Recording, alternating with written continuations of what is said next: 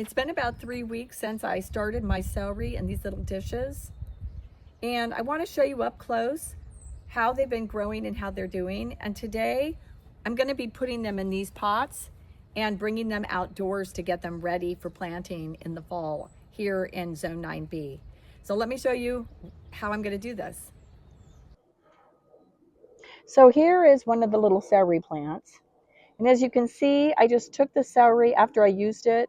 I cut the bottom of it and I just put it in this water dish and waited for sprouts to grow. So as you can see, there are sprouts growing right here.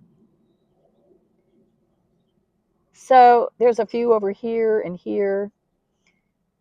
I have another one, this little one here. It's starting to grow a sprout out here. And it has roots growing also. And then I have this third one that's looking nice. Now this one is not doing as much sprouting. It's just starting to sprout around here a little bit. But I've decided that I'm going to move them into a home that's going to provide a lot more nourishment. This here is my potting soil with some worm castings. And I want to move them in here and keep them moist, sort of like I'm starting seeds. But I just want to give these little guys some nourishment. They've been sitting in the water for 3 weeks. I'm worried if I keep them in here too much longer, they'll start to rot around here, which this one is already starting. It's not looking so great. But because it has this growth here, I'm hoping that by putting it in the soil and giving it nourishment, it's going to continue to grow. Now, last year I put it out into my garden, to grow bags and the garden, but then tremendous heat hit and I lost 2 of them, only 1 survived. So I want to protect them. I don't want to move them out into the grow bags yet. It's still hot here in California Zone 9B. I want to protect them in the shade on a grow station, and then we'll move them out when the weather cools. So I'm going to go ahead and move these into the pots. I went ahead and wet this mixture of soil and worm compost. And I'm just going to go ahead and make a hole here, just big enough to insert this celery into it. And then I will pack the soil down around the celery stalk.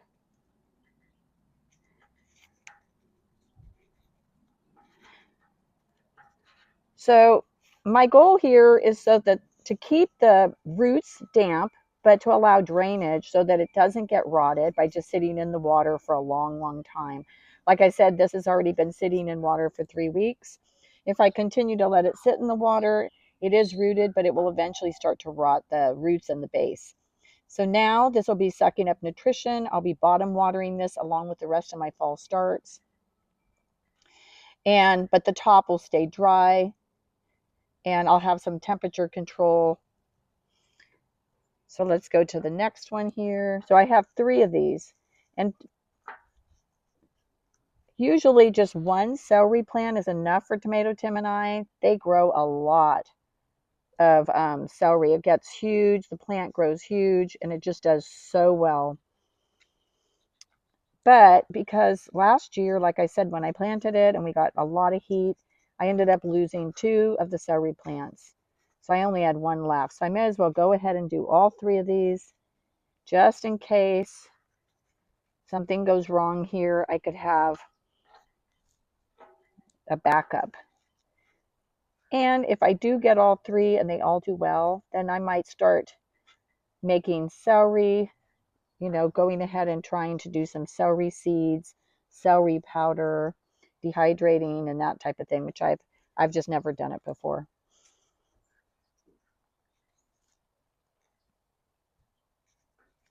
So here we go. We've got our three celery plants. Here's my outdoor fall plant setup, and you can see the celery's in the back. And here's the stations we have set up out here on a covered patio so they stay in the shade.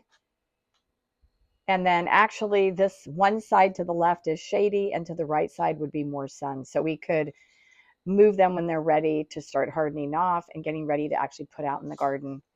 But this is a great setup because they're going to get acclimated to the outdoor temperatures and the coldness of the night temperatures. And this is what we're doing this year. So here is the celery. As you can see, it's growing a lot. I'm only finding 2 of the celery plants that I planted, even though I planted 3. I think one of them did not make it. So I'm only finding 2, which is still good and plenty. Tim and I only need 1. It'll keep producing for months and we'll get lots and lots of celery. But now I have 2, which is good. But if you look closely, this plant here, it's going to, every one of these is a stalk of celery. They're going to grow. And if I can harvest them now and use this, but if I let it grow, they'll grow into big full-size stalks of celery, even bigger than the ones you buy in the grocery store. Now, I planted onions in here, and as you can see, there's an onion plant here, and here's my second celery, which this one is bigger. At first, I thought maybe it was 2 of them planted together, but I'm pretty sure the third one is no longer, it kind of shriveled up. So this is my second plant. Celery plant is still, that's looking great. And again, I have an onion planted here. So as you can see, the celery has taken off. I originally started the sprouting process in September. We're in January in zone 9B. The celery's really taken off. I can harvest this now if I want, some of it. I would take just some of the bigger stalks and leave it to continue growing. This will continue growing all the way into springtime and probably all the way, we'll probably have it be harvesting all the way March, April, May. And then as it starts to get hot, it probably will end up diseased. Last year I had celery growing all summer, but I was battling aphids on the celery plant and ants. So I ended up, eventually I just cut the stalks down and waited to plant new ones. So this is a fall plant. It does much better when it's cooler. The celery's doing wonderful out here and I'm just really happy. And like I said, I could harvest it, but I probably will take a little bit off when I need it, but I'll wait until it gets bigger and I'll be harvesting all spring here in California and also probably early summer as well. It's not too late to start celery. Depending on where you live, you can certainly get it started in your house, and depending on temperatures, eventually harden it off, meaning move it outside, get it used to the cooler temperatures. You know, your house is probably maybe in the 60s, 68, low 70s.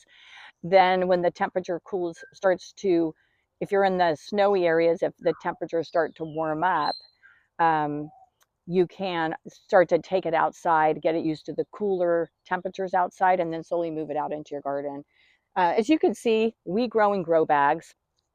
Our whole garden is in grow bags. As you can see behind the celery, everything's in grow bags, which anything that I grow in a grow bag that does well, you could also grow in a grow bag. Not everything works great in a grow bag, and sometimes growing in a grow bag can be a little harder with keeping the soil damp.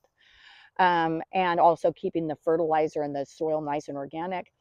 But it is totally possible. And Tomato Tim and I have our entire vegetable garden, tomatoes, onions, everything in grow bags. If you want to learn how to do this, please follow Tomato Tim and I. We'll show you how to plant herbs. Right now we've got peas going, our herbs, our mint. We have onions, we've got Brussels sprouts, broccoli, potatoes, chard, all types of things growing, all in bags. Why do we do that? Well, we had a huge move. We downsized. We're getting older. We're almost in our 70s. We are, we had to downsize and we had to move our entire garden. It was crazy, but we did it. And we've been in this new house going on 4 years now. So as you can see, our garden now is starting to do wonderfully, but it was hard to move. And so the bags can go with us. No matter where we go, we can bring our bags with us. We can bring our soil with us. If we plant in the ground, basically we have to leave it and start completely over. So that's part of why we grow in grow bags. Also, we just have never been lucky enough we never had a house that had a lot of good land to grow, but we just had the passion to do a garden. And so we just worked hard to enrich our garden bags and our soil here. And now we've been gardening. I don't know. I'm thinking we were gardening about not quite 10 years. I mean, I gardened before I retired. I was a teacher. I gardened before I retired, during my summers when I was off. And then we've been here going on 4 years. So we've been gardening probably 7 or 8 years, something like that. But we have learned how the most important thing for us was enriching our soil and getting really good soil. And believe me, it took us several years to do that. And now that we have good soil, we're pretty successful in most of the things we want to grow. If you're interested in learning about this, please follow us. We'd love to have you as a subscriber. Thank you so much. Have a great growing season.